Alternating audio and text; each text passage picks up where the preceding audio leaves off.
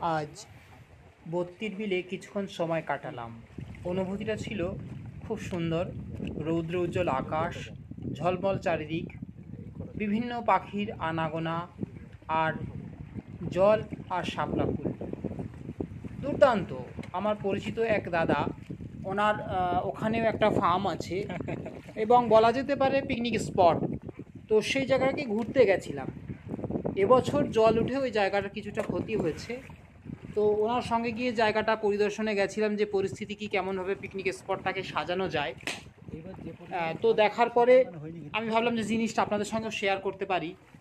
আমার কাছে ভালো লেগেছে প্রাকৃতিক দৃশ্য, আর যেহেতু আমার চ্যানেল প্রকৃতি নিয়েই, ইকোসিস্টেম নিয়েই, এটাও একটা ইকোসিস্টেমের অংশ, যেটাকে আমাদেরকে রক্ষা করতে হবে এবং এর সৌন্দর্য আমাদেরকে উপভোগ করতে হবে। তাই সকলের সঙ্গেই এই ভিডিও শেয়ার করা।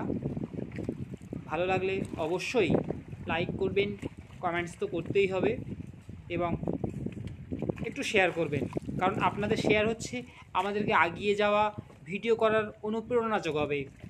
সকলকে ধন্যবাদ।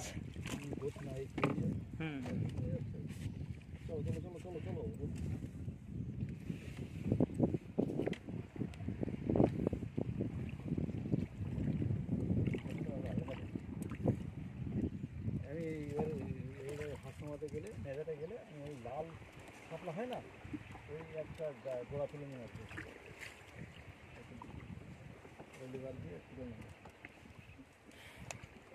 আমি ফরচুন সিটির ওখান থেকে নিয়ে এসেছিলাম, আচ্ছা, কিন্তু গাছটা বাড়িতে আনার পরে রাখতে পারিনি, মারা গেছে।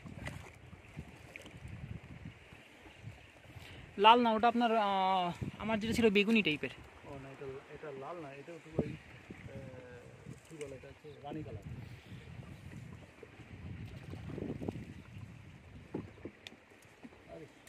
জল গোলাপ করে রেখেছি কিছু।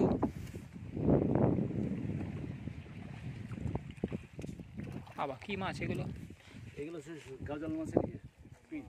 আচ্ছা আচ্ছা আচ্ছা,